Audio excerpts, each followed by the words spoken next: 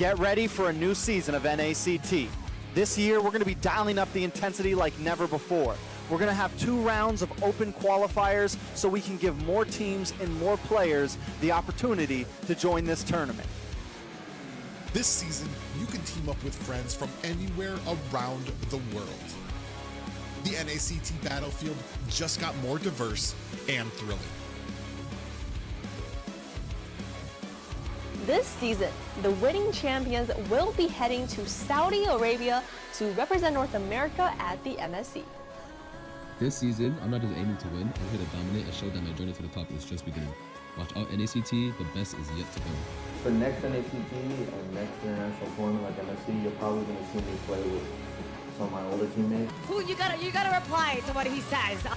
More assassin games.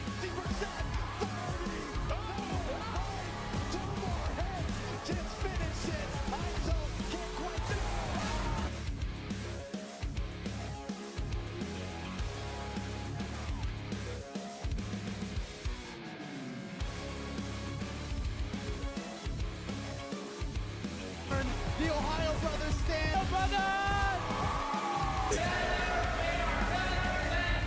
Stay tuned, everyone. You won't want to miss what happens next. NACT 2024 spring season. Registration starts February 4th. Showcase your skills on this grand stage. It's time to make your mark in history.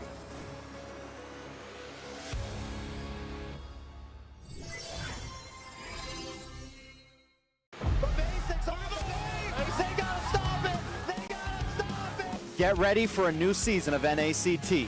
This year, we're going to be dialing up the intensity like never before. We're going to have 2 rounds of open qualifiers so we can give more teams and more players the opportunity to join this tournament. This season, you can team up with friends from anywhere around the world. The NACT battlefield just got more diverse and thrilling. This season, the winning champions will be heading to Saudi Arabia to represent North America at the MSC. This season, I'm not just aiming to win, I'm here to dominate and show that my journey to the top is just beginning. Watch out NACT, the best is yet to come. For next NACT and next international tournament like MSC, you're probably going to see me play with some of my older teammates. Ooh, you gotta reply to what he says. More assassin games.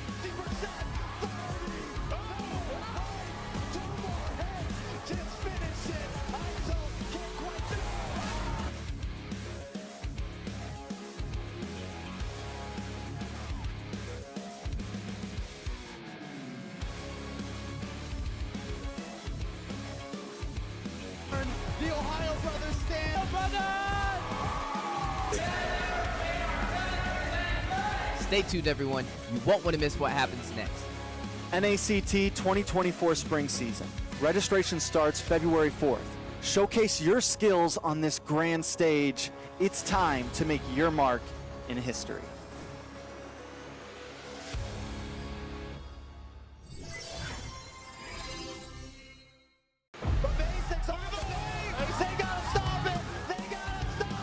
Get ready for a new season of NACT. This year, we're going to be dialing up the intensity like never before. We're going to have 2 rounds of open qualifiers so we can give more teams and more players the opportunity to join this tournament. This season, you can team up with friends from anywhere around the world. The NACT battlefield just got more diverse and thrilling. This season, the winning champions will be heading to Saudi Arabia to represent North America at the MSC. This season, I'm not just aiming to win, I'm here to dominate and show that my journey to the top is just beginning. Watch out NACT, the best is yet to come. For next NACT and next international tournament like MSC, you're probably going to see me play with some of my older teammates. Ooh, you gotta reply to what he says. More assassin games.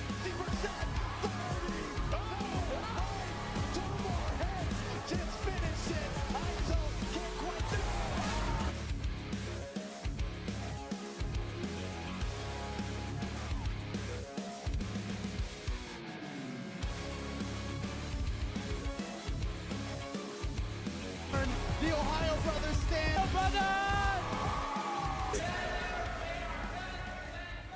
Stay tuned, everyone. one just so he can hold off and maybe go with something he's a little bit more comfortable with. I'd be kind of surprised if he locks in, actually locks in that S1 spot. All right, well, let me do a little introduction here. Welcome everybody to the Attack on Titan tournament here. We have Night Horde over here, and we have BTK over here. So this is a match that was rescheduled that we were supposed to do last weekend, but the NACT kind of interrupted it. But we're here. The match is going on. It is Night Horde versus BTK. It is a BO3, so we're going to be in for action-packed night. I have a couple casters here with me, a couple influencers. I think are going to be watching the stream, restreaming it, vice versa. Some casters might pop into the chat and cast with us, but we're gonna enjoy the battle. How you guys feeling? Feeling with my hands, with my hands.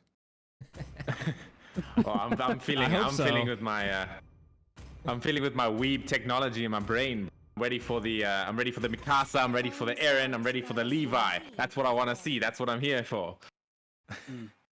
All right then.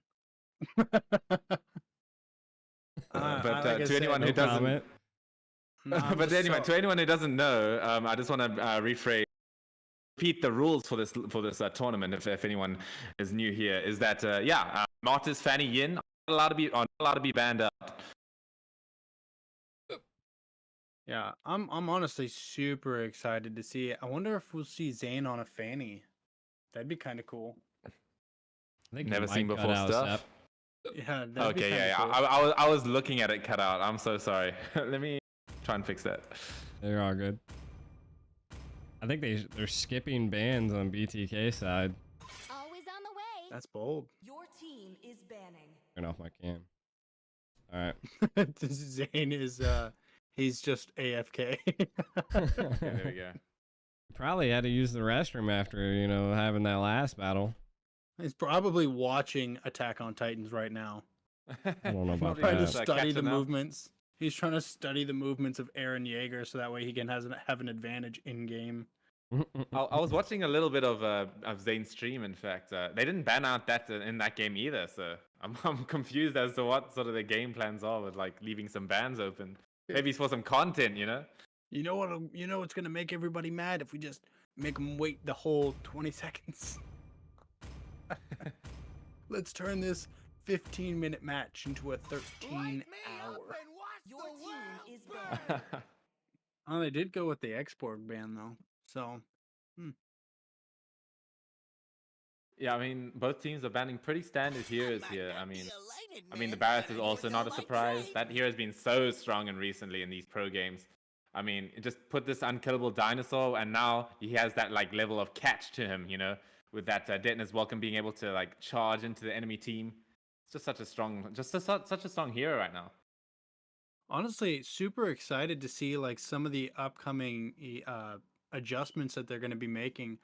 I was recently inside of the advanced server, and I saw them trying to like start tweaking it's like a dozen different heroes.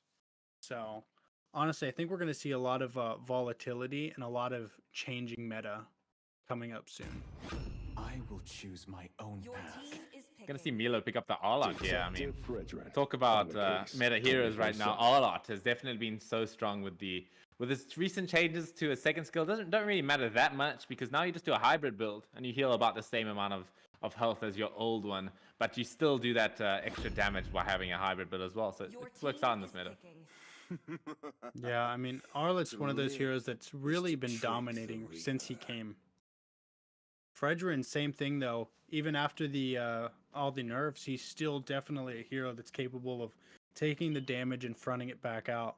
So kind of cool to see him locked in. Kind of interested to see if we're gonna see Zane popping off with one of these Attack on Titan heroes. He's thinking about it. He's thinking about it. He should. You should do it. Come on, Zane. You know you wanna follow your dreams. You know you wanna play a Martis. This is when I should have brought out my Attack on Titan quote list. Oh man, they're going sweaty. What a poser. I mean, That's fired. I mean, I was watching an interview with the BTK's coach. I think it was you doing it, Aiko. Oh, that was Trex. Oh, We might- Trex. That was Trex. We're two yes, white yes, guys, but we're not the same. That's right. But yeah, Trex was talking to BTK's coach, and they were thinking like, what about Zane's hero pool? How can we expand this? And they were considering like adding alpha to their general lineup sort of stuff. So this is pretty sweaty stuff that we're looking at technically. I don't know, man. I'm beefing with that choice. It might have to be Zane versus Zeke at the NACTs, man. That's what it might have to be. Just 1v1 IRL. Your fun is all that matters. Okay, so we see the Wan ban. So I don't think that they're going to be picking a whole lot of like high mobility heroes. I'm wondering if they're just going to be picking a team to play across the map well. Versus we've got a lot of CC coming from the side of Night Horde. Really strong hero stacking capabilities. What I like about what they did with their draft is they picked that Minotaur and then immediately banned the Diggy afterwards. That's a bit of the power of second pick, is that you have that last pick before a ban. Yeah, So I right. really like what they did with that. As we're going to see a carry being picked out, which I think is just a generally just a strong pick right now in this meta. Can't really go wrong with it. Yeah, I do like the fact that they did nerf the tank carry option just a little bit, so that way she's not such a problem. Because before you could pretty much just run almost a full defensive build and just still shred through people.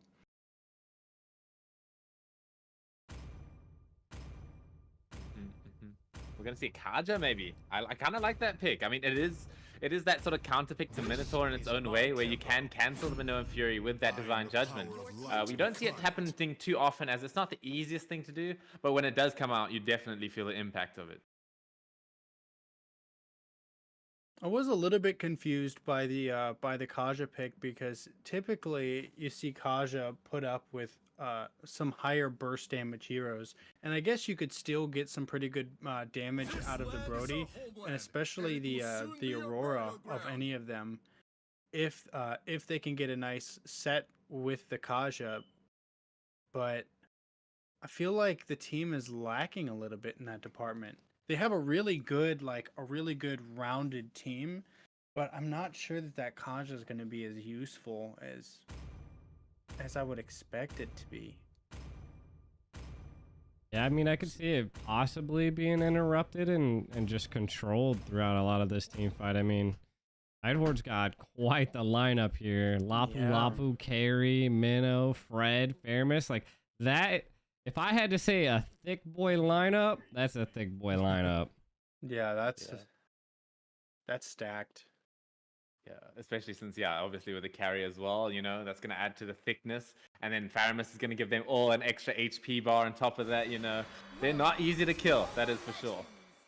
I will say, though, with the Fredrin, the Minotaur, and then if they do still decide to, put on that early game Thunderbelt on carry, which is still pretty popular, and then you've got obviously Lapu, who's going to be a fighter build, so he might be all damage, but it's very likely that he's going to be a hybrid build. So with all of that defense, it might be gearing up for the BTK guys to honestly just slot a bunch of penetration and just cut right through it. Yeah, we're gonna see that Aurora being picked up again by N. That here as well with that Frigid Glacier set it's so scary, man.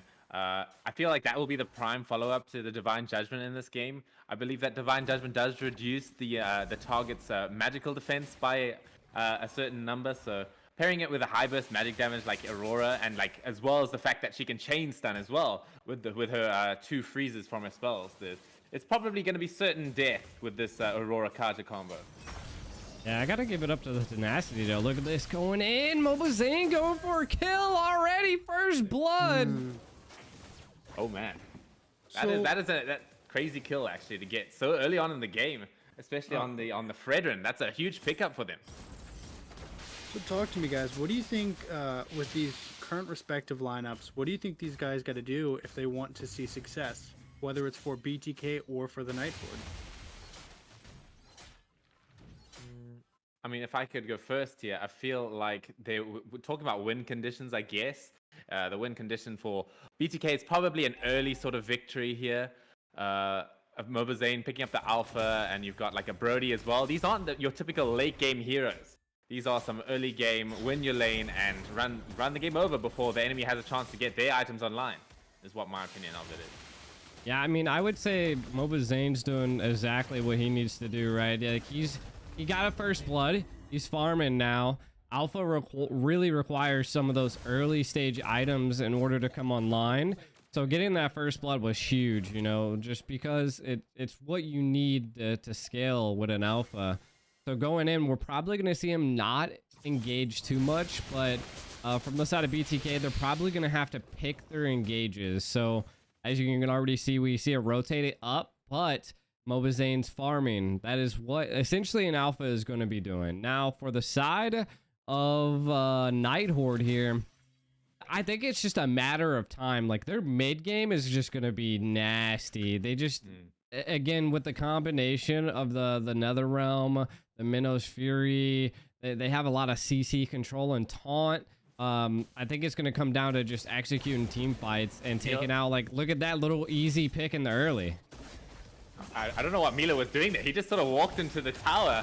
But we're going to see, oh, there is it. There it is. Spear of Alpha coming in onto that Fredrin. That true damage might be coming through, but there's the Appraiser's Wrath. It's actually blowing up Mobazane with the bravest fighter. Silly Cat will get the kill. And a recall, too.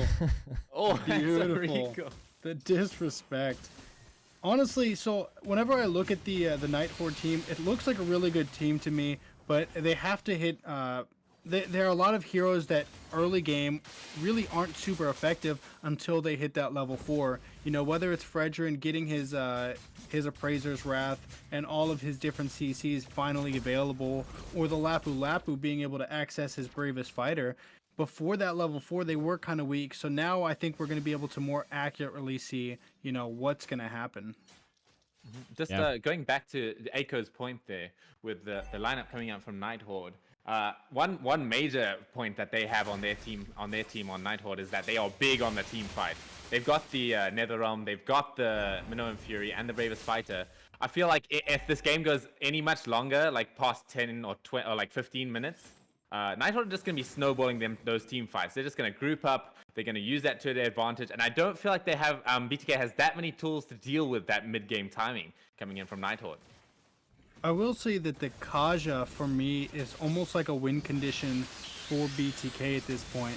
Because if the Kaja can effectively lock down the carry and take away their high damage capability from Night Horde, whenever you look at the Night Horde's team, they don't have a whole lot of high sustain or high damage heroes outside of that. So if they can cut that carry down, I think they'll be okay. Oh, a big team fight coming out here just beside the turtle. I don't remember who got the turtle, but in the end, it looks like BTK traded a bit more members than Night Horde did. So I feel like Night Horde came out on top of that one, as I see that BTK did get the turtle at least for themselves. Yeah. All right, BTK is still leading. Yeah, BTK still leads by about 1,000 gold. I think that's mainly the two turtle secures and, you know, that first blood, right? Like those few steps definitely set the foundation for BTK at this point. I mean, if they can keep this retro game up, I mean, neutral objectives are the name of the game. And see a fight down here at the bottom. Mobazane is constantly taking down Foe at this point. Foe's kind of struggling on this Fred. And he's 2 levels ahead of him as well. I mean, that's a huge jungle difference, especially in the matchup with Fredrin and Alpha, where this early game is heavily favored towards Alpha with that true damage, being able to cut through the defenses that a hero like Fredrin might be offering. As we're going to see the final slash, Milo in a bit of danger here. Silly Cat going to go in with the Bravest Fighter. Maybe going to get the kill. He will! An amazing kill by Silly Cat. And I feel like this game is starting to equalize just a little bit here. I was wondering what was going on with Milo there. We see the Night Horde starting to get their grips a little bit more, and they're finding their way into some better fights for themselves, but still trying to work around that gold gap, you know, especially behind, you know, not only an Alpha, but Zane of all people, being what is he, about 1.5k roughly above the Fredrin. That makes a huge difference in the Night Horde's ability to effectively challenge some of the objectives. Ooh, no Fury landing on 2 here. It's a pretty good set so far. G1 in a bit of trouble because of this carry's true damage. I don't think he's going to make it out of this one. But on the other side of the map, Mobazane does pick up the kill onto Silly Cat. So he's still not struggling that much this game. Probably going to get that blue buff for himself as well. I don't believe Fredrin got it. Oh no, he did. I'm just tripping. Tripping, huh? I mean, but another easy turtle. It is. I mean, another easy turtle. Keep securing neutral objectives. They are in the lead, lead-ish with towers, right? Because the top tower is like about half HP. I think the one thing that BTK does have an advantage over is with that Brody, you know, just being able to pierce down towers so fast and efficiently. So if BTK can consistently focus on neutral objectives, not really worry about kills, I think it'd be easy for them. Now, like Zeke was saying earlier, they really need, Night Horde needs to focus on team fights, right? That's where their synergy is going to soar from their team comp that they have, you know, drafted here. They really should be teaming up constantly at this point. They only have the mid turret at this time, and they need to make sure they keep that. Absolutely well said, Aiko. I do like to see the alpha being super aggressive within the enemy's jungle. Oh, that's a 4-man Minone Fury actually, but the Netherrealm's going to keep them nice and safe. Milo in the backline doing a decent job, but he's going to get taunted up by this Fredrin with the energy eruption. As now, the Fredrin wants to carry on going in with the Praise's Wrath, but the Spear of Alpha's going to pull him away, but the Fire Mist brings him back. A huge play from Night Horde here. They're going to be able to win this team fight 2-0. Well played by Night Horde. As I was saying though, Zane definitely trying to exploit the gold gap between him and Fredrin by being super present within the enemy team's jungle and trying to remove the Fredrin's effective capability of finding his way back into the fights. That was a good flicker by N, being able to utilize that bush, flicker into the bush, lose line of sight, and got out of there. I thought it was going to be a sticky situation. Divine Judgment.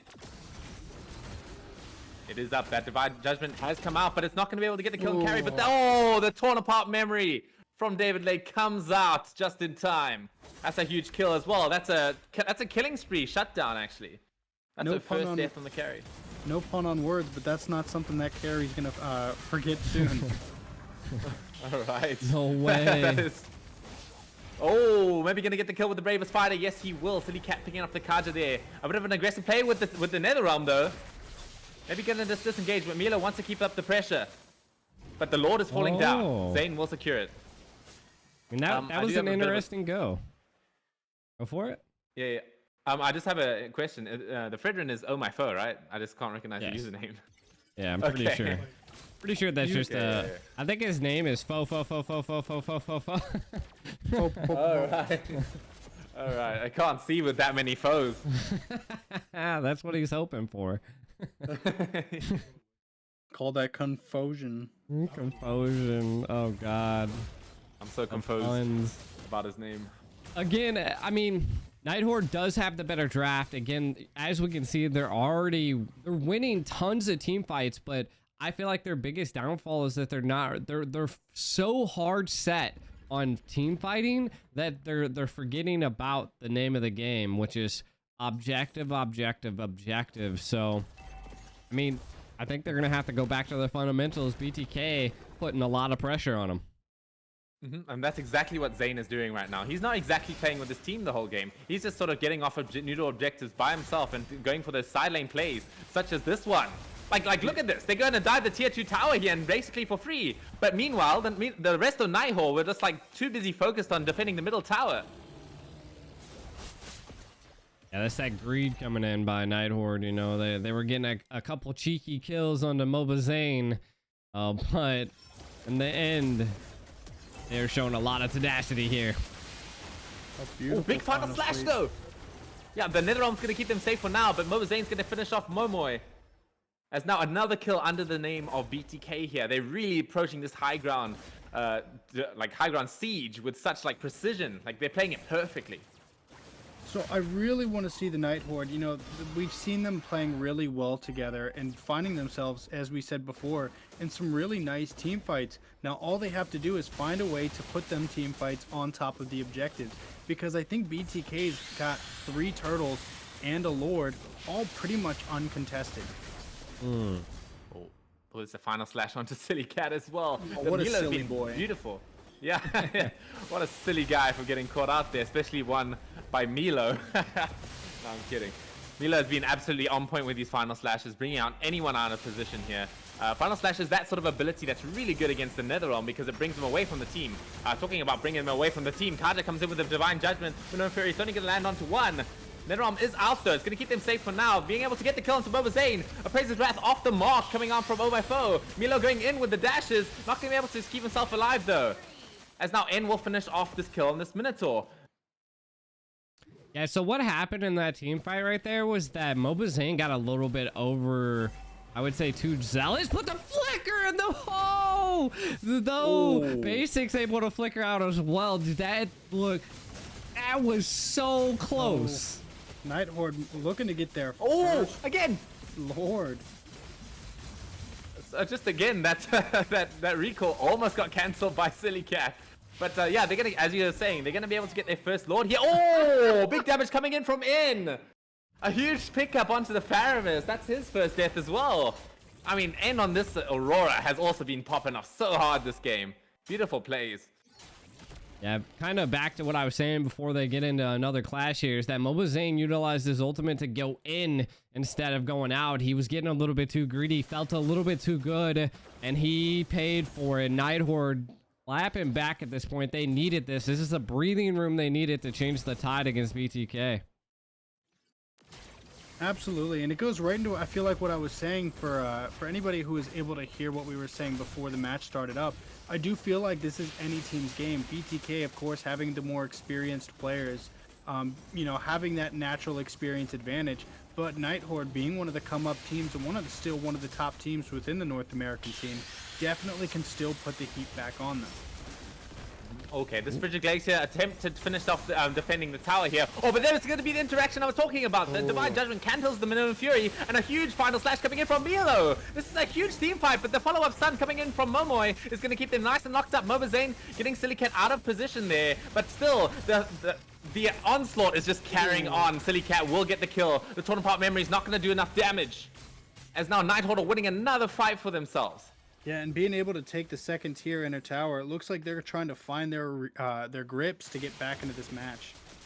I mean, I think they found their grips to get back into this match, you know, like what BTK at this point needs to do is start baiting out the utilities behind Night Horde, because if they don't, they're just going to be hitting brick walls at this point.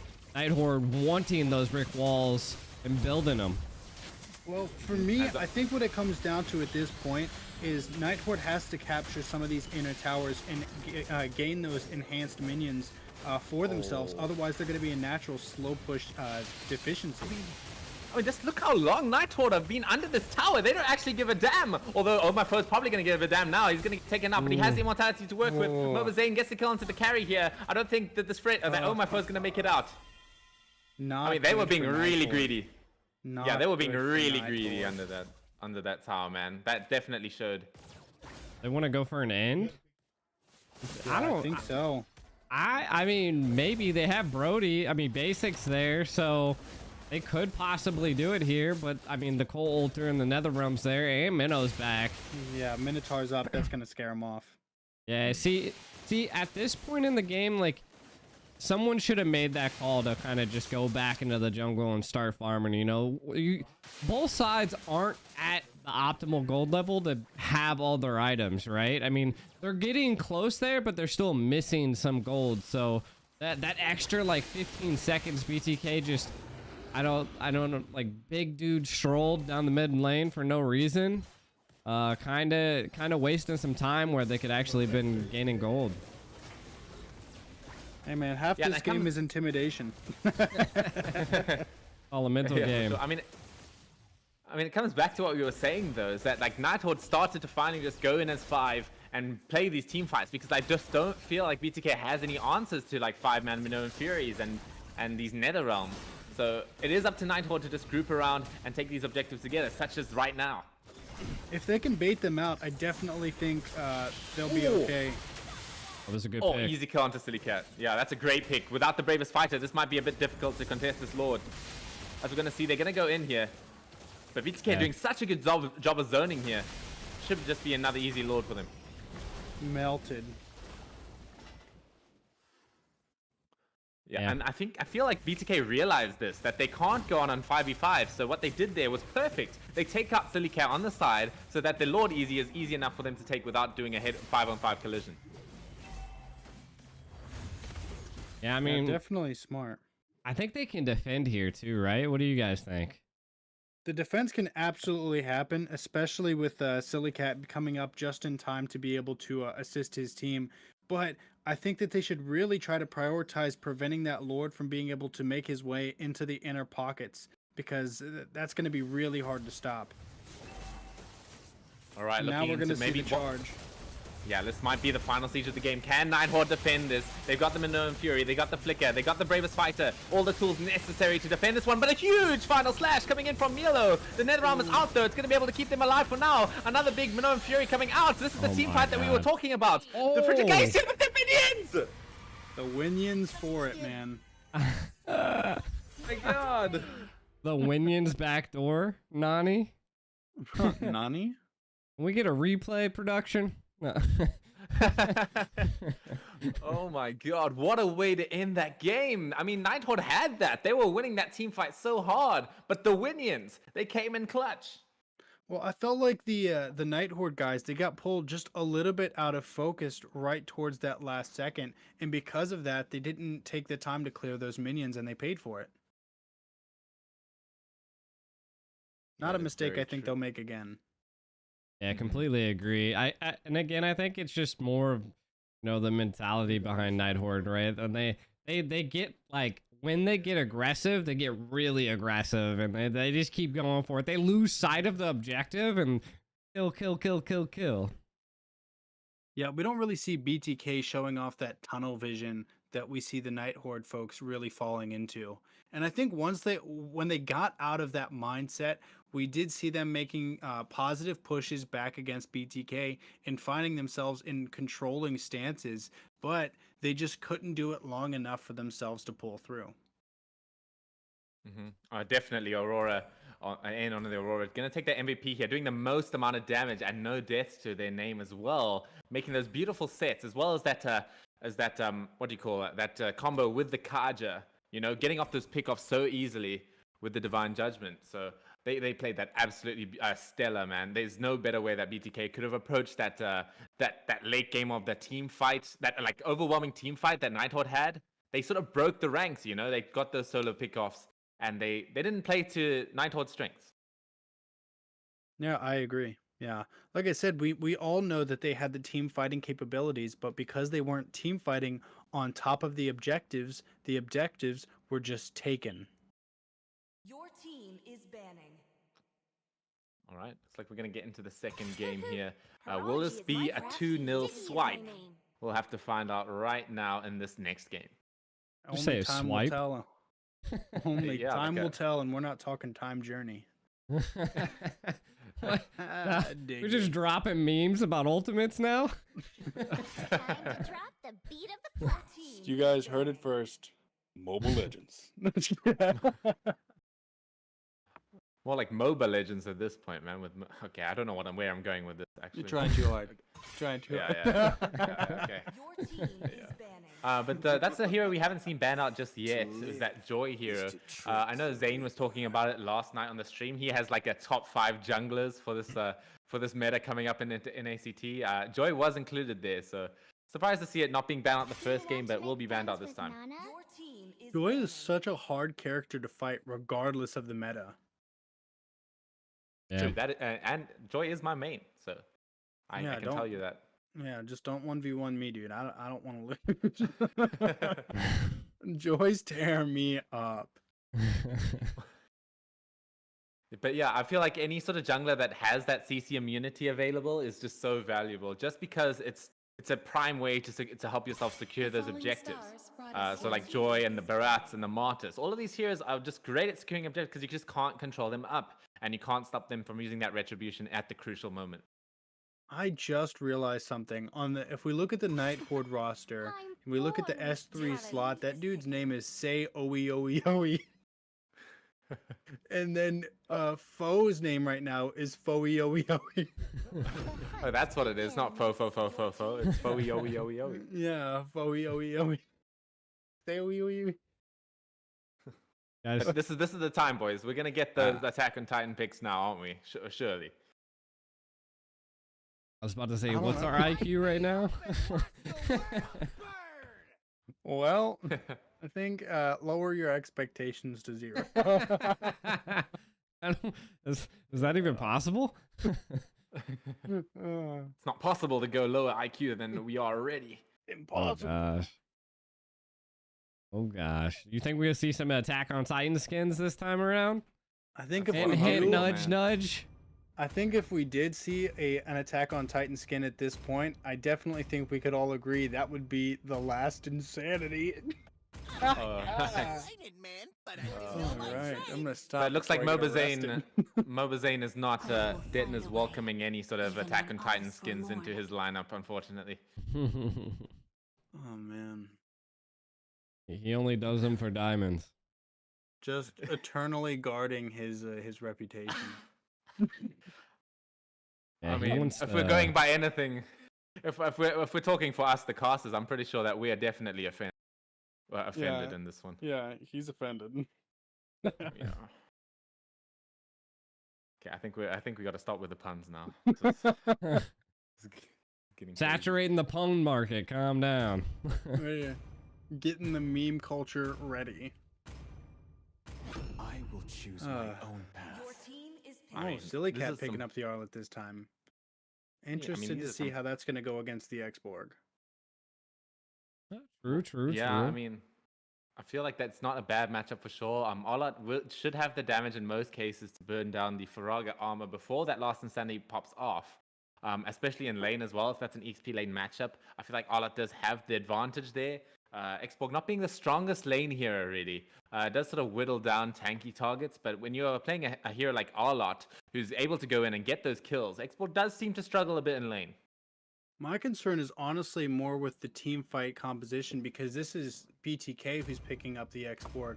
So even though Arlet has the ability to handle himself one-on-one against the X-Borg on lane, when we find ourselves in these 5v5 situations, especially around objectives, that last Insanity, if popped, has CC immunity, so he might cut down that Arlet pretty quickly.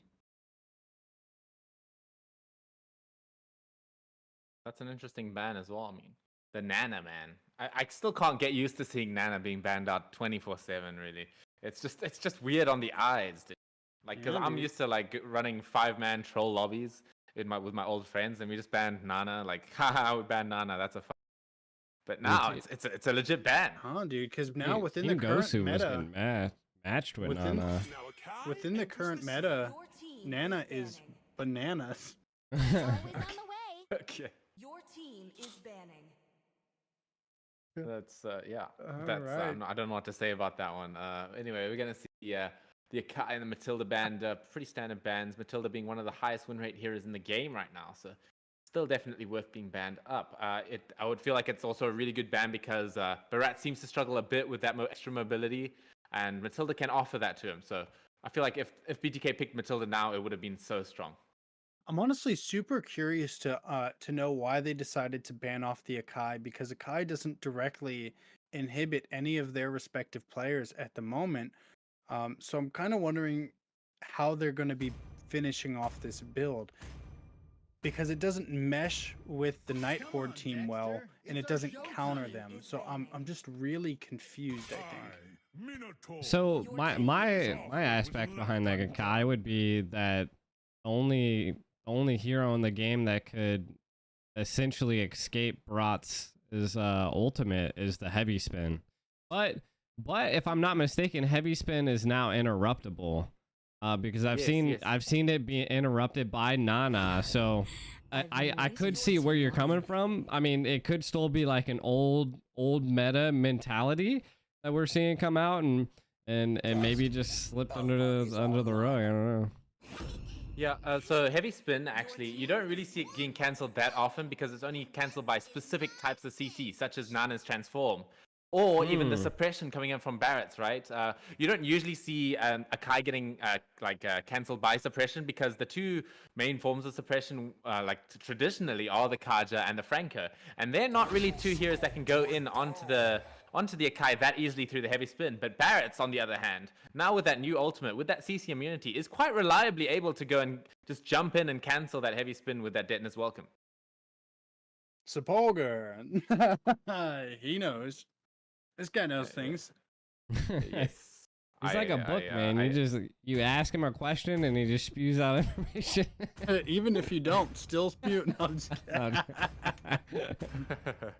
But anyway, I'm really liking the Kufra here, by the way. It does counter up that 1-1 and that all up pretty well. So I'm really liking this pick coming in from G1. So talk to me, guys. Which comp are you guys preferring? I mean, I still think I think BTK better draft this time. Jeff, as opposed to I was gonna ask Aiko, as opposed to last game, I think we did all sort of favor Night Horde with that teamfight lineup. But yeah, definitely this time, I think I do prefer the side of BTK.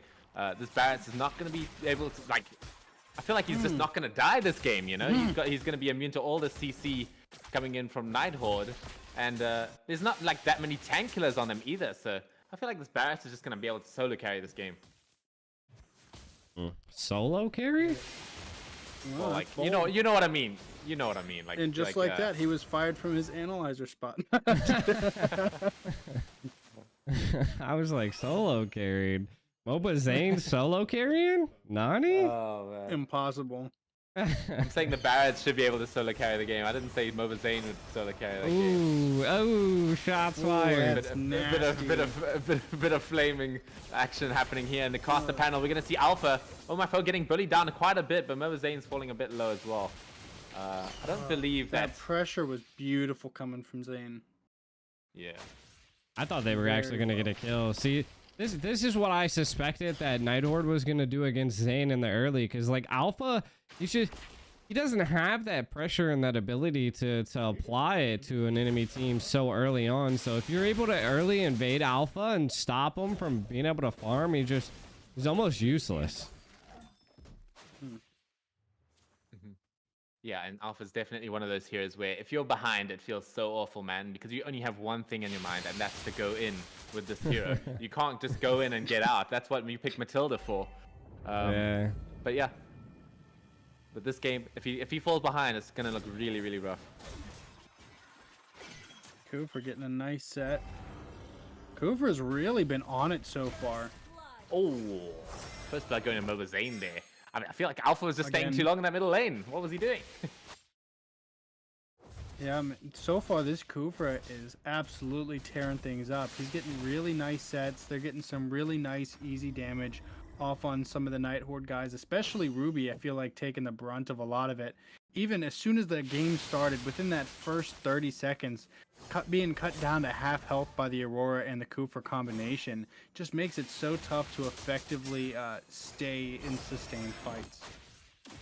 So they come gold. What's happening here? We got a bit of all chat flame. Hell yeah. It's basic for you. Carry, spam recalling. No, he's getting greedy. I'm not gonna lie, man. Zane just showed up as Barrett's, making his way over to the gold lane, and as he came into my screen, I thought it was Lord. So, I was like, wow, that's new. It's a big dino. They should release a Lord skin for Barrett's.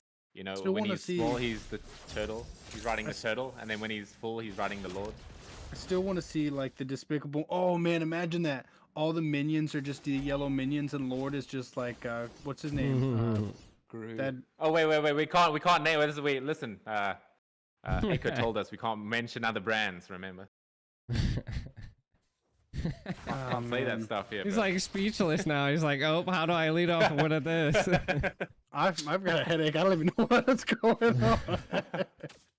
I'd be pretty cool Man, if they made Mobile Legend, like, if they brought like the catapult minion or something like that to like Barat. Oh, that would be really cool too. Like Oh my God. A catapult. There's a lot of shredding through. Right There's now. a lot of collabs that I think would be really cool to see. Oh yeah. That's one of my favorite things about Mobile Legends is that they have such a diverse hero pool that they can pretty much run anything. I'm still waiting for my okay, wait, I can't say it, but do you know the yellow lightning rat from a specific video game? Oh you know, gosh. For Joy? Yeah, that one. For Joy? Can't say what? That'd be wild. I mean, don't you see it? I guess so. We'll see. Hope Zane is just a farmer right now. Yeah, dude is he's been in shredding, the rice man. field. he is a PvE. machine. or should I say a dino?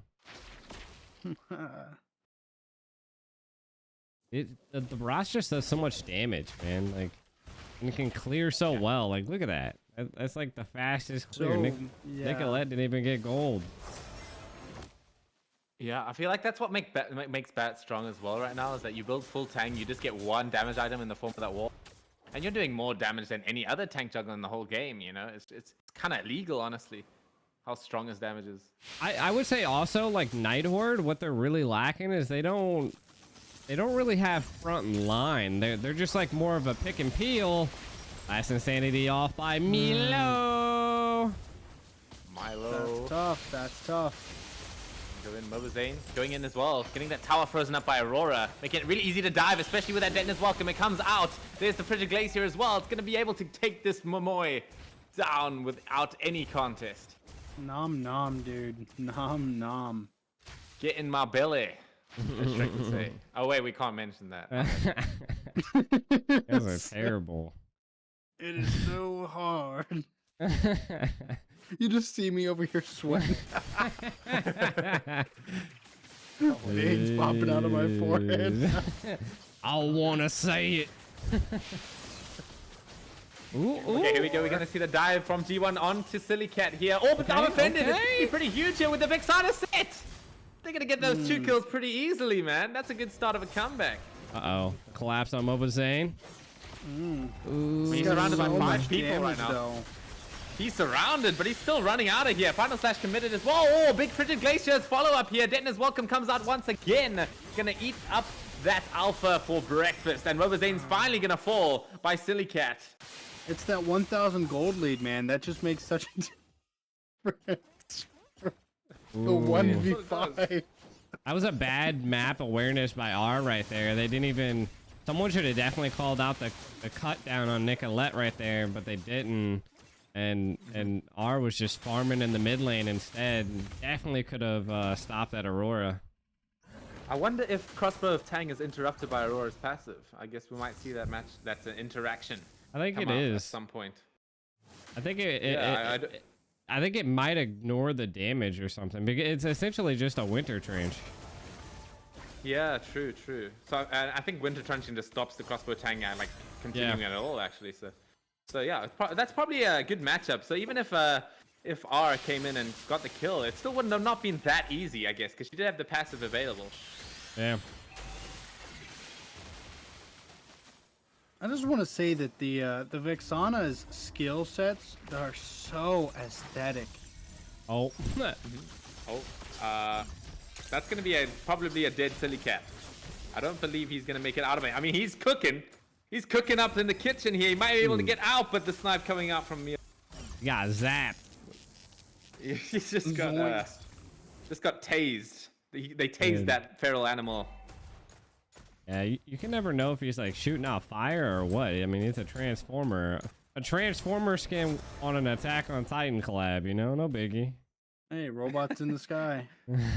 King of Fighters collab as well. Like we got this Attack on Titan event all organized and stuff, and all the players are like, nah. We ain't gonna do that. We're gonna play the other collabs. I call this a pro gamer move. Wan. How did Wan live? Oh man. Getting my belly by Mobazane. Taking down that BTK Ruby is once just again. putting up so much work right now, doing such a good job at not only zoning off some of the Night Horde folks, but really taking away their ability to effectively challenge. Ooh, that's a Milo special flicker into the wall there, but he's still going to be able to get out. Ooh, with a big set coming in from Aurora and killing off the Alpha once again. That's exactly what I'm talking about. We saw Milo getting kind of low on health, trying to make his way away, and as Alpha, you know, was looking to try to seal the deal, all of BTK showed up and punished him for that chase. I've just seen like countless clips of Milo flickering into walls. He seems to just be attached to them, man. He just loves flickering into those walls. Dude's running around just ah. Hey, bro, someone put that wall there. I don't know how I got there. Who put that there? Who put that wall there? Who put that there? We're in a grok. That's how you counter Milo, guys. You just pick Grok against him. What do you guys feel about the reduction in the Lord's like space where he can stand? They really took away the ability. They really took away like the old daddy-daughter dance with the Lord. Yeah, I think they were trying to speed up the game. You know, like you don't want to have to constantly see the Lord reset for 2 to 3 minutes. You know, it's just not a fun time. Ooh. Getting my Billy coming in from Mobazane should be an easy kill, but a big final slash bringing him under tower. He's going to be able to walk out just fine though, as Mobazane will finish off Oh My Foe, that long range first skill. Milo finally getting that immortality. But just quickly bringing on the point of that Lord Swan thing. Okay, I guess I don't have time to say that because BTK are going to jump in and get that easy kill onto R. They're looking to siege his high ground once again. Lord hitting it down bottom lane. I feel like they might be able to get maybe an inhibitor turret out of this. Not going to be easy, but definitely possible with 2 members down from Night Horde. Yeah, Night Horde's got a lot of ground that they need to cover right now. Both the bottom lane, the mid lane, and then the second tier starting to face some of the minions down. Oh, but here comes a big set. It's only going to land onto one, though, by G1. Getting my Billy by Mobazane. Going to be able to take down another target with that ultimate. Spear Alpha's going to do a decent job on that front line. Milo going to go with the last insanity. It's not going to be enough, though. They're getting a bit greedy for this last turret, but I don't think they have enough resources to take it down. True. They got the super minions. Was a beautiful defend. Ooh, I don't know if they'll be able to utilize them, but they're gonna try. Oh, I mean the tower. Broke in. You know, Night Horde might be down like 9 kills right now and 8,000 gold, but hey, at least Vexana's skills, gorgeous. Gorgeous. Bro is enjoying that collector skin. Bro is hypnotized. Yeah. Talk about collector skins. That's one skin I don't like too much is that Ruby collector skin. I feel like it's just really outshadowed by the Aspirants one. You're tripping. You're crazy. That collector skin is gorgeous. That's one of my favorite collector skins, actually. This one right here? Yeah, that Ruby one. I don't know. I feel like it's the Aspirants one is just like so much better, but that's just honestly, me, right? I feel kind of underwhelmed by some. I guess we're on different sides of the totem pole with that, man. Because I mean, you guys are technically on different sides of the planet. South Pole represent. Let's go. North Pole gangs. We up. Alright. But talking about collector skins, we got quite a few in this game actually. We've got what's his name? That's also a collector skin. The Wan as well. I feel. Now I really want to see if Franco have like a Santa Claus skin now. Thanks, guys. Thanks. Just reaches into his little just reaches into his little like gift sack and just pulls out a hook and just grabs you. Beats you with a present. Gosh. We are gonna see possibly Night Horde, you know, defending up on another attack here. I mean, they're just so far behind. I don't think they have enough frontal ability to allow Wanwan to just like scale at this point. I mean, we can kind of take a look at some items. I mean, Wanwan out the wind of nature, so I mean, could possibly be there, but I think they're just lacking a little bit of that damage to execute and finish that crossbow Tang. Mm-hmm. I mean, they do have the lockdown for it, though, with the unoffended coming in with the final slash. Although, I feel like with those two abilities in tandem just don't work too well. I guess the best scenario is the unoffended landing onto 2 or 3 members and then the final slash coming out afterwards. But even then, like, that's going to mess up the sort of flow of how Rui works. So, I don't think by any means that the Night Horde folks are out of it yet.